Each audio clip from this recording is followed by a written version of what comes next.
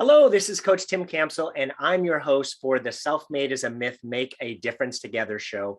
And we're talking with successful business owners to hear their stories of the journey to building their business. And because we know that success in business is not something that we can do on our own, we recognize the folks that have helped us to excel. Today, I'm excited to have a fellow business owner from Indiana with us today. Now, check this out. My guest immigrated to the US with her family with only $7 and grew up on the streets of Brooklyn with the Indian mafia and didn't even realize it. Italian. Oh, I'm sorry. Italian. Yes, yes. And in her downtime, she is a connector of people and enjoys building relationships. And she's most proud of having her miracle baby at the age of 43. It is my pleasure to welcome Sonal to the show today. Hello, Sonal. How are you? Hi, I'm wonderful, Tim. Even better now that I'm here with you. So, Oh, thank you so much. Well, hey, let's start by having you introduce yourself, so I don't butcher your name, and tell us a little bit of your personal story, like where you were born, where you live now, a bit about your family, and some of your hobbies. wow, that's a big question. So, I will do my best. Usually, people need to have a timer for me because I can say a lot of things. So, I'm going to narrow it down to decades. How about that? So that way, it makes it easier in my brain. Hi, I'm Sonal Sheth Zawahri. I do want to emphasize the awesomeness of my name because it's the fusion, right? It's Sonal. Sheth is from India. I was born in India. So Sheth is my father's name. And then Zawahri, I had the privilege at 40 years old to marry the love of my life. And he's half American and half Jordanian. So Zawahri is from Jordan. So yeah, I get to have this really fused name with that, and that's why it's my brand. So just putting that out there. Like I mentioned, I was born in India once upon a time, long time ago. And my family and I'm the youngest of four. We immigrated to the States and landed at JFK. And that's a whole different story in itself, but $7 US. I think a lot of immigrants can relate to that story of landing their feet here and saying, what's next? And the purpose of being here. And my parents, wow, they're still my role models. They're here with us today in the world. And we lived on the streets of Brooklyn for about, I'm saying 11 or 12 years, ran little newspaper stands, did whatever it took. And we lived on the streets. And that whole thing about the Italian mafia, it wasn't until I was an adult and I went back to visit, I was like, oh my gosh, that's the bar, Mom, that you used to have us sit at when it was after school. And I'm like, oh, that's a mafia bar. Like she didn't know, we didn't know. And so it was really great. It was really an aha, but everyone took care of everyone, which was really brilliant. And then my parents moved us to the Midwest. You know, that was a real big culture shock in the 80s. It was like, you know what? We need to find opportunity for our four children. And so they moved to Oxford, Ohio. And the whole purpose was, let's find a place where we can put our kids through college, because that's the reason we came to the US, to have access and great things for our children. And so Miami University was right there. We owned a motel. And my siblings and I, my parents, 24/7 for about 18 years, we ran this business. And that's what we did. And then we went to school full time. So graduated from Miami of Ohio, avoided a little bit of getting an arranged marriage because academics is everything in our culture. So instead of getting married, I decided instead of going to med school, I went to go to graduate school at Ohio State. I'm sorry, the Ohio State, because it changed afterwards, and taught high school for a decade. I taught high school biology, and did that. And that was my first career. So I'm in the fourth reinvention today in my 50s. And so my first career was in my 20s where I taught high school. And then I moved to Arizona and taught community college. Then I moved to Indy in 2003. And when I came here, I was like, oh, I know I don't want to be in the classroom, but I really want to make an impact and change and shift lives. And I'm just going to throw this little curveball in there. I did end up having a divorce. And that's not something that was common in the Indian community, nor was it very much embraced. So I love that. I feel like at all these points in my life, being a teacher instead of a doctor, getting divorced when most people stay together when things didn't work out, really being that person and family who supported me through those changes. So very grateful for that. And then when I didn't know what I wanted to do when I grew up, I just marched out. I just put a post on LinkedIn about changing the word hustle to align. And the reason I did is because I've always been a hustler. It's like, so what's next? What do I do? Oh, I'll create something. So I went out into charter schools and said, hey, what if I train your science teachers? It was an idea. And all of them were like, no, thank you. No, thank you. One said, sure. And I went, really? And I ran home and they said, tomorrow, bring us this whole, and I went, okay. And I did that. And I did it with a lot of other people, not by myself. Phone calls, people, how do you do that? How do you create a contract? And that was the birth of Tru You. And that was in the 2000s. And it transitioned a lot. So I was an educational consultant, then a life coach. Then I was a stylist. I have a business where I walk into people's homes and change their wardrobes for them. It was what it needed to be. I truly believe that. And I always felt connected at the time, Tim, but there was always something that was a little missing and I didn't know what it was. And then I meet the love of my life at one of the charter schools and we get married at 40. And he's like, we need benefits, right? Who doesn't need benefits? So I take a full-time job with a publishing company and stayed there. And I sold books to educators. So I fused my first time ever fusing corporate with education. I was like, oh, you could do that?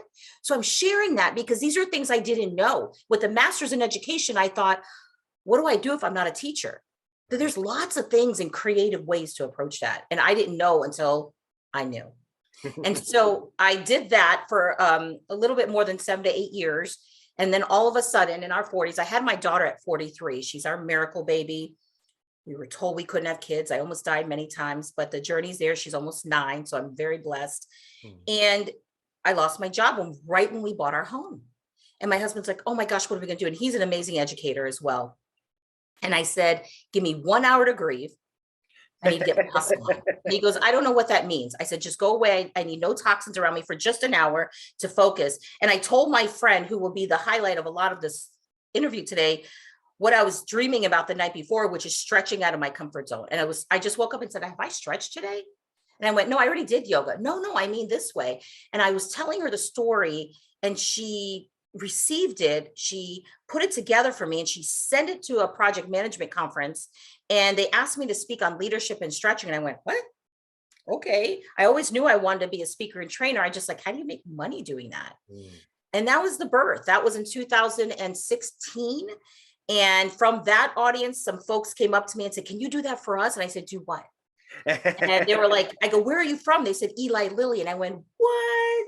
That's wow. Okay. And so I built and created for them. And it's 6 years later and just not on my own in the sense of all the humans that have helped me, but I've serviced 58 companies now and the areas of emotional intelligence and leadership and diversity. And really the big theme of, have you stretched today? What are you doing to step out of your comfort zone, to experience what comes with that, all the goods and bads, and to grow and blossom? And now when I look back, Tim, at the 4th reinvention, I'm here to stay because really that it factor I was talking about is now here. And I think it really, when I look back and I'm like, oh, that's what I've been doing in my journey all along. So I love that because we know that everything that we want out of life and in our business is on the other side of our comfort zone, right? Absolutely. Absolutely. So I tried. I know that was long. I'm sorry. I was trying. Oh, that's perfect. No, but appreciate it. So tell us a funny story that your family likes to share about you. So any of my friends or family watching this know that I'm lyrically challenged. I didn't even know that was a concept. Since I could remember, I hear songs and I think it's saying something different. And so I have a multitude of examples there, but the one that my husband will never forget is our wedding song. And we are slow dancing. We got married in La Jolla in San Diego, small little intimate wedding. And I'm slow dancing with him to this song. And I'm not going to tell everybody what it is because it's too embarrassing to tell you how I butchered it. And one of the parts of the song, I'm doing this. And he goes, he's whispering, right? Because it's our song. And he's like, what are you doing, honey? And I went, it's telling you to flip your hair back. And he goes, no, it's not. It's telling you that it was telling us something different. Like when we met in the past and I heard flip your hair back. So from then on, it's like always the joke everywhere I go between that. And I don't know if you know the song, Don't Go Chasing Waterfalls. Yeah. So I thought, and thank God I was hitting on this guy named Jason in my 20s. And I went, oh my God, there's a song after you. Don't go, Jason, to the waterfalls. So it just seems to be a trend and a theme. All my friends love that I am just, they're like, Sonal, stop. You're lyrically challenged. We don't even know. Oh, that's awesome. Okay. So Sonal, tell us a little bit more about Tru You. Tru You is exactly what it sounds like. It's TRUYOU, two separate words. I started that name back in the late 90s. And the reason is I know now as I look back, I've always been searching for who are we truly? Are we showing up that way? And I think part of that comes, Tim, from my being Indian and then living in America and then having all these many plethora of experiences where people are like, oh, be American, be this, be that. And I'm like, whoa. And I think it always resonated in my heart to say, who is my true me? So the Tru You. And I started realizing in all the businesses that I built and all the jobs that I created for myself and manifested, everything landed in the theme of encouraging others around me to truly be them. Like when it came to clothes, don't wear what's trendy, wear what's you, wear what matches your spirit, because then it'll never go out of style. And people are like, what? And that was in the 90s when it wasn't known really then. And then with my business today with Tru You, my goal with emotional intelligence and teaching people to stretch and step out of their comfort zone and learning about what diversity, equity, inclusion, and belonging are really about. It's really about each of us stepping into our power, being who we are, and showing up that way inside out. See, we are so afraid to do that because we're afraid of what naturally is coming to us, right? Judgment, criticism, stereotyping, the unconscious bias, the microaggressions, all the things that exist and live out there. And I get it. I do. But what I also do is listen to so many others in Tru You to learn, okay, share with me your journey, your Tru You, and allow me the privilege to help you to see that. See, I want to be a mirror for them because a lot of people, including myself, I'm not going to pretend that I'm there. So all the people in my life and my clients, I hope they understand it because I'm expressive about it is, look, I'm not quite there yet. Yeah. But when you're in the journey together, truly, and you are authentic together, that's where the growth and the magic happens. Because then there's no illusions of pretend success. And I'm not trying to go out there and saying, I've got everything figured out. Instead, I'm out there saying, today this is what I know. And I love what I know, but I'd love to learn more about what I don't know. And then I'd love to share what I don't know with everybody else. Yeah. I love it. That is fantastic. And I can relate to the idea of we don't have it all together, right? And we can get into the shame and the fear of, well, what if somebody finds out that I'm an imposter or I'm faking it or, and then the more that we talk with other people, we realize that we're all pretty much in the same boat, right? We all have the same fears and doubts and worries. And it's liberating to be around other like-minded people who allow us to just be ourselves and learn through our uncomfortableness. And that's why I love when you shared this podcast, I was like, oh my goodness, absolutely. Yes. Because even you, I mean, I believe we manifest and attract people in our lives, customers, clients, humans, people at the grocery store. We're going to attract into our space what we're putting out. I truly believe that. And here you come telling me, hey, Sonal, I'm passionate about teaching people about how they can have their business, but they're not doing it solo. And I'm like, oh, were you in my head and heart yesterday when I was at that conference telling someone the same thing?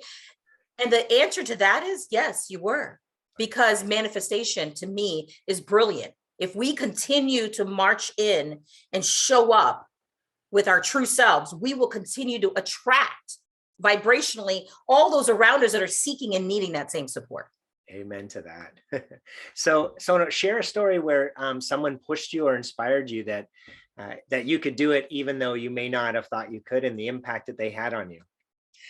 So I warned my friend, my strategic partner, that a lot of this is going to be around her. She's an introvert and she's like, what?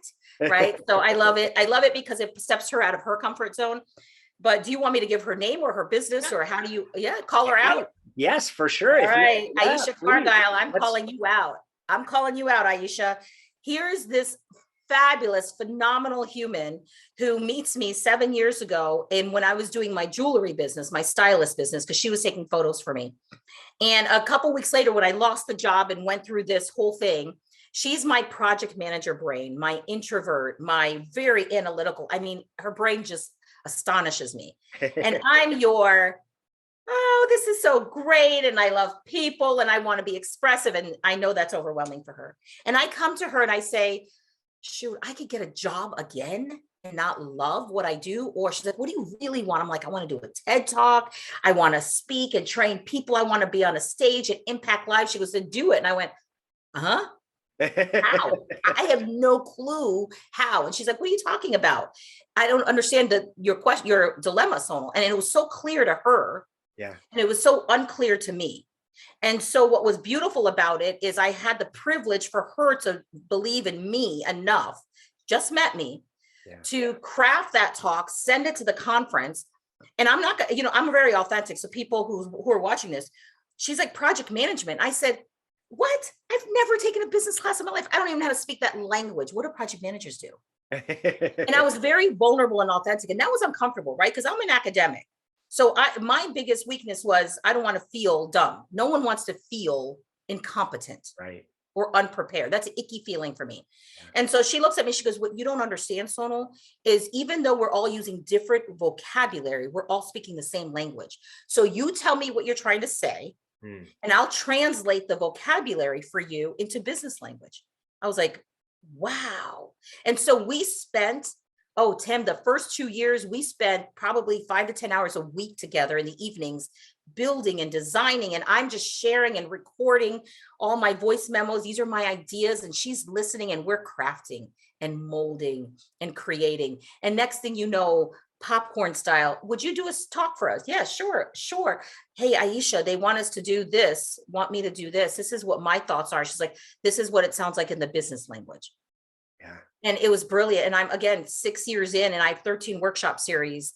I couldn't do this without her. I mean, she is the core for me professionally on what gave me the inspiration, the confidence. She even, I couldn't say the word because it's a bad word, but there's a book called You Are Bad. Yeah.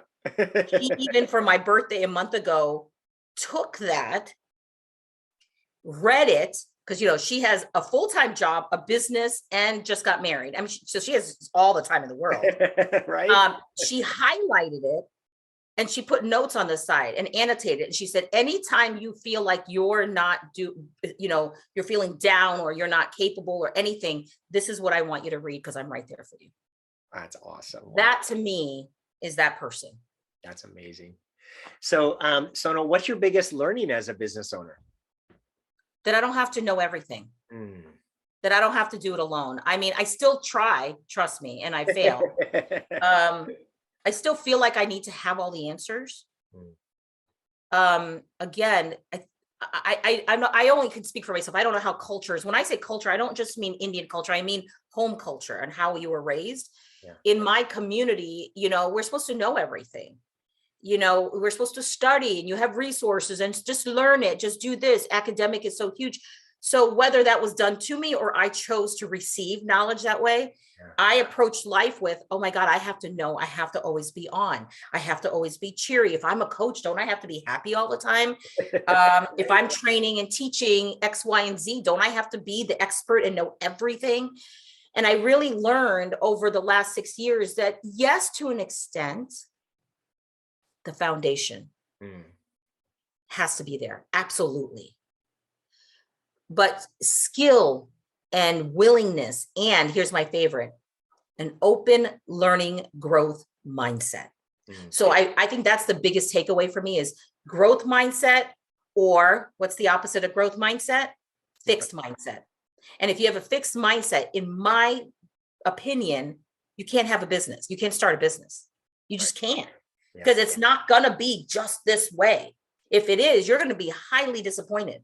Yes. And so by being a growth mindset, that's been my biggest takeaway in learning. I don't know it. Exhale, Sonal.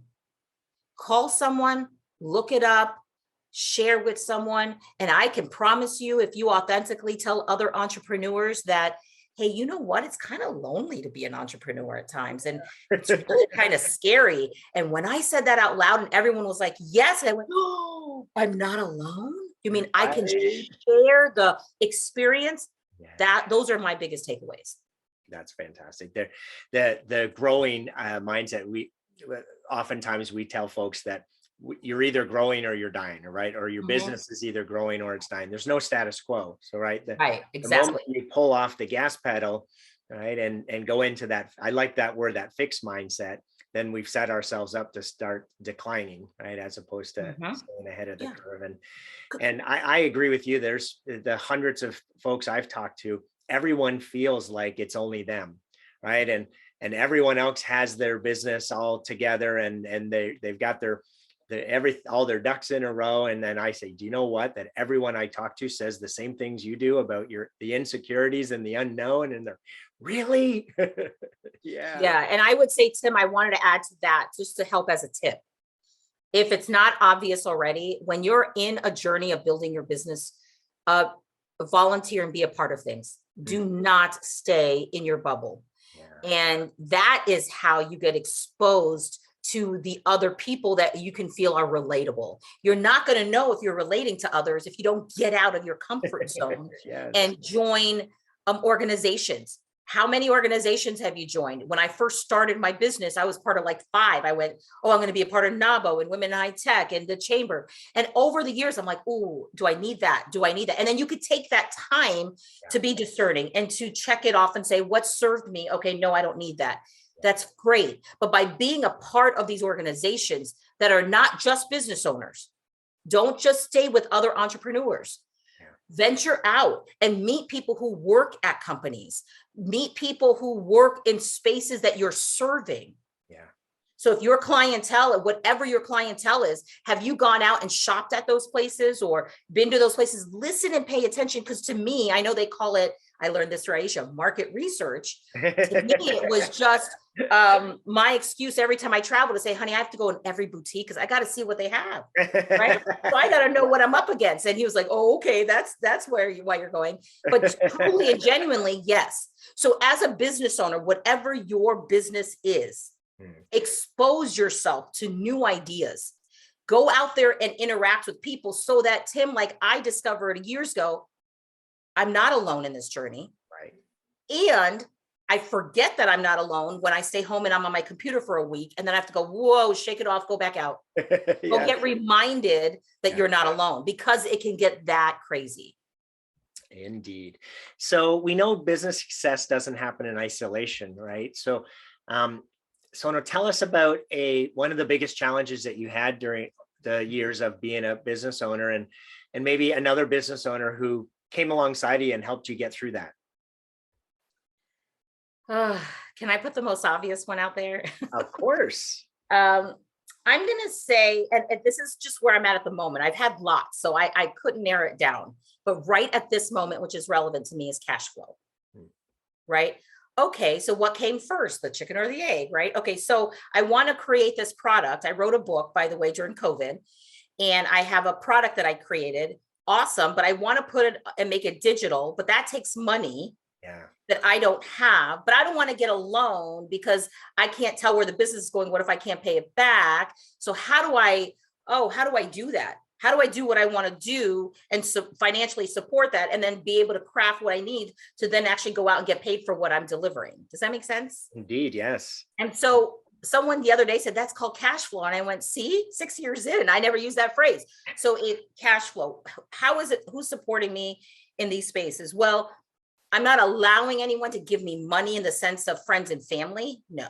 So that's not helping with the cash flow, but the people that are supporting me with ideas and solutions and the how-tos. Yeah. So I can't pick just one person. I'm that human, Tim, that I have built what I call my Tru You crew. Yeah. And they are on my website. It's, to me, my whole life is about celebrating others, right? Because I don't do anything by myself. And so each one of these people have supported me by saying, hey, Sonal, if you want cash flow to do this, why don't we find someone to help you do this part of that project? or we could, and then you can do this part of it. Oh, how do I do that? Okay, this is how we could do that. And so it was it was strategically designing solutions around the how-tos, which meant at times, Tim, that I could lean on grants, or I could lean on people volunteering, right? To say, oh, I want to learn how to do that. Do you mind if I support you and just help you? And I'm like, okay. And that's where manifestation comes in, because when I put it out there, it's amazing that I start meeting people that are like, oh, I can help you with that. I'm like, I think that's awesome. I would have to pay you. That this is my personality, because I believe in the give and take model, but I don't have that at the moment. So maybe I have to, they're like, no. Sonal, if you do it like this, we'll do this for you. And then this is what you're doing for us. And I'm like, oh, well, then I'm okay with that model. Yeah. So I share that because that has been, and it's still, I'm not there yet. Like, I just went to this amazing breakfast yesterday with all these successful humans, and I'm listening and I'm learning and I'm real. And there are a lot of entrepreneurs there, and I'm learning, going, oh my gosh, how do they know how to do all this? How do I do this? And so when it was done, I went up to the panel and I didn't hesitate to ask each of the panel members, okay, here's the space I'm in. What could next look like for me? You have to be ready to ask those questions. Yeah. So I'm that person that I'm okay with tapping into others. That's awesome. Yeah. Being resourceful. And don't get me wrong, it doesn't mean there's a little voice back here that says, oh, you didn't know how to do it by yourself, you know? Yeah. Yes, but I have to tell that voice, go away, because that's not serving me. Yeah. So if I asked you to pick 3 people, and I know you said you have more than 3, so we'll work through this together. People in your business owner journey that you're most grateful for being there to help your business growth. Who are those people? So the people I'm going to choose, the people I'm going to mention, is not just helping me build and create the stuff, but has also been there for me personally, so that I can be who I need to be. Yeah. Because when I derail, I needed someone to say, you got this, Sonal. Yes. You got this, right? So obviously I mentioned Aisha. So Aisha, you already got my shout out. So I need space for 3 other people. Let's see. So I have Faith McKinney. Faith McKinney, I can pick up the phone any day. And she's like, girl, you got this. This is what I and they don't have to know about the content or what I'm doing. Yeah. They just have to have faith in me.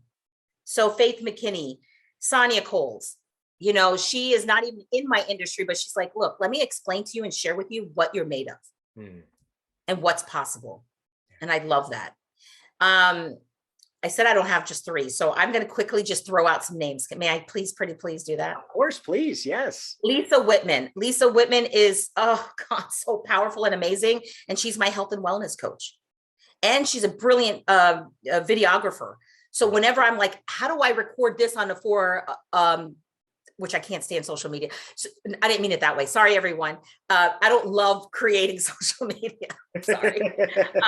She will teach me how to do that, which leads me to the next person, Amber. Amber Peckham is brilliant. She's my social media gal. She's my writer. She's my editor. And I tell her everything I'm feeling and thinking, and she's learned how I think and feel. And so she helps me craft. Awesome. Tiffany Green, every time I need to put something together, she's like, you know what? You're wasting your time doing that PowerPoint. Throw it in there. I'll help you craft it. Just give me all the ideas and I'll make it look pretty. Great. But Bethany Berghofer, one of my editors as well. Nate Grady, who helped me make my logo, Personal. And Haley Lawrence, I pick up the phone and I'm like, Haley, I just designed these decks of cards, but I'm making them all at home. So I have 50 columns and I'm trying to make these, and I have an 8-year-old. She's like, send them to me. I'll take care of it. And these are humans that have their own lives and stuff, but they're there. And I'm sure there's a plethora of others, but those are the main core. If you go to my Tru You crew, you'll see a lot of them on there.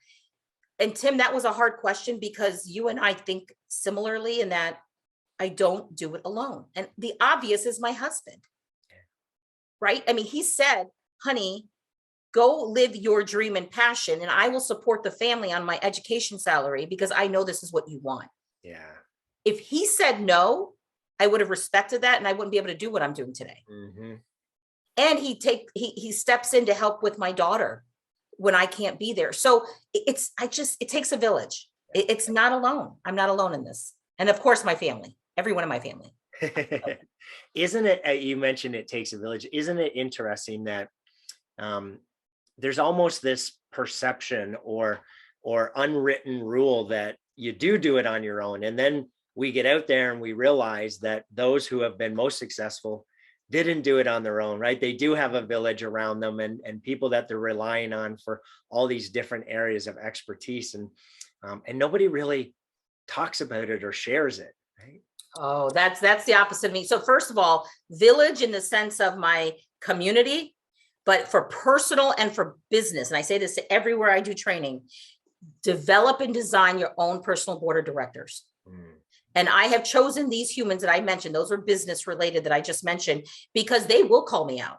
Yeah.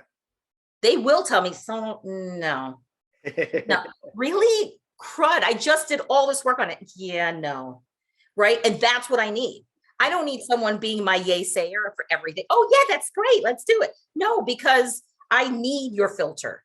I need your expertise. I need your perspective, because that's who I'm serving in the world. And if I don't listen to yours, who am I to be saying that I'm listening to others then? Then this business truly is just about me. And I don't want it to be about me. Yeah. It reminds me of Jim Rohn's quote of we become the average of the 5 people that we spend the most time with. And sounds like you've got a very good network of folks that you spend your most time with and that you preach that as well. What any additional thoughts on that quote? Yeah, I do. You know, I'm going to say this to anyone watching that has kids. That's what came to my mind. My daughter's going to be 9. I know it's young, but I pay attention to that now. Who is she hanging out with? And as parents, because you start young.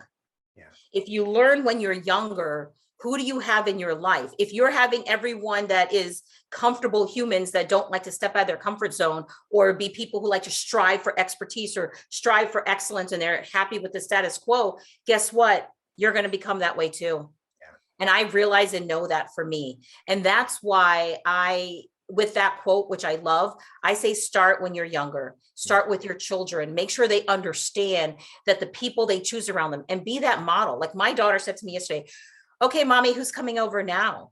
Anyone who follows me knows that I'm a people collector and connector. Everyone I collect. And then when they come into the space, because of my deep ability to read energy, I can sense this intuitively what people come to the table with. And everyone gets a smile and a welcome.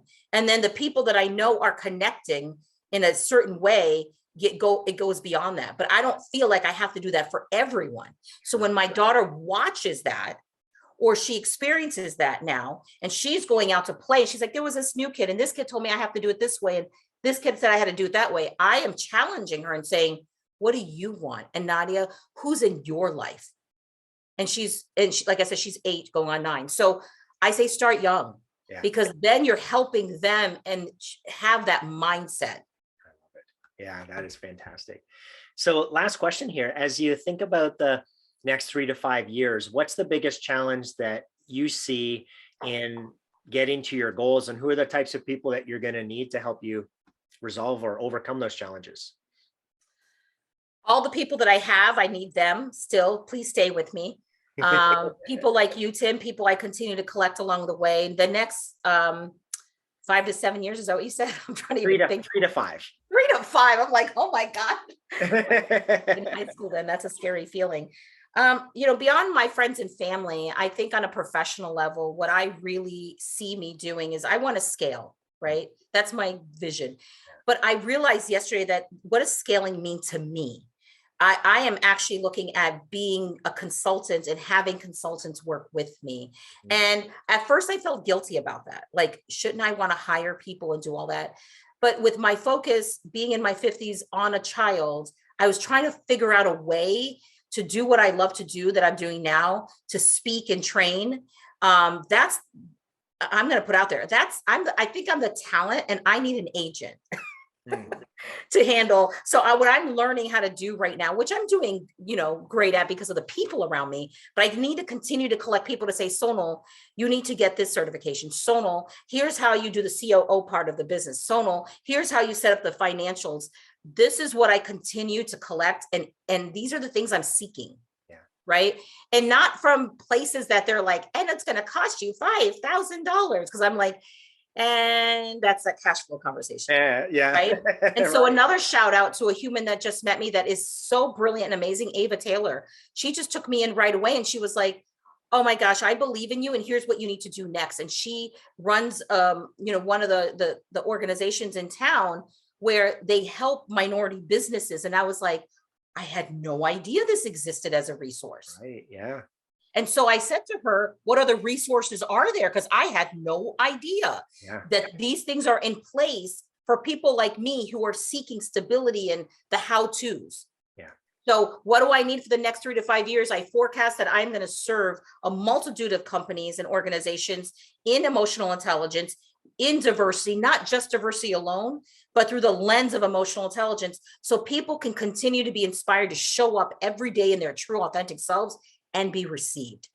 I want to do that with a support group to help me manage my life so that I can also have quality time with my family. I'm taking care of my parents who are in their 80s. I want both. I do. I want it all. And so that's the way I can manage that, is if I set it up that way. Yeah, I love you've mentioned it a few times throughout, but just the power of manifesting, right? The law of attraction, the energy that we put out is what we bring together. And for those listening, if you don't believe it, spend some time researching it, right? Think and Grow Rich is a great book. The Secret's a great movie. Like, learn more about this manifesting thing. I've been on this journey for about 18 months and it's just incredible, the power of manifesting. So thank you, Sonal, for talking so much about that today. It sounds like you've been blessed with some incredible people in your life. So if they were all on the show here today, what would you want to say to them? You're going to make me cry. I couldn't do it without you. Each one of you, I have God bumps right now in my arms. Each one of you brings so much to me. You fill my cup in so many ways, each one differently and uniquely. And that's what makes it so perfect. So every single one of them, I am hopefully there for them in the way they are here for me. And I want to thank you for having faith in me and believing in me. And this is what I tell everyone. And I did want to say, Aaron Sanford, thank you for having faith in me as well. But I did want to say, here's the one thing I tell everyone who is in my journey. When I get there, because I will get there, I will rent a yacht. Forget that. I will own the yacht. There we go. Yeah. And I'm going to have a big party and all of them need to be there with me. I can't celebrate alone. And so every time someone supports me and they're in my life and I'm like, you better be ready to go on a yacht trip. If you have motion sickness, go take something for it. They're like, what are you talking about? And I'm like, you are all filling it for me. So that's what I would say to each and every one of them. And in my brain, I hear all these other names coming to my head. I'm like, Sonal, if I didn't mention their name, they're all incremental. I mean, every single one of them. And that's what I would tell them. And most importantly, keep being you. Don't change who you are to be what others want from you. Be you. That is what matters. Because bottom line, Tim, when we tell people who they are, and that's why I designed those decks of cards, right? To teach people how to pass them out and let people know how you value them. When people feel valued, they show up on purpose. Amen. Awesome. So thank you very much, Sonal, for being on the show today. It was an absolute pleasure speaking with you. You're welcome. It was my honor to be around you, Tim. So I appreciate that. And to everyone who tuned in, thanks for listening to the Self-Made is a Myth show with your host, Coach Tim Campsell. Be sure to help us spread this movement by liking the show and posting it on your social media. And to join our movement, go to bemadtogether.com. All right, folks, that's a wrap. Let's make sure to pay it forward, and I'll see you all next time. Take care. Bye.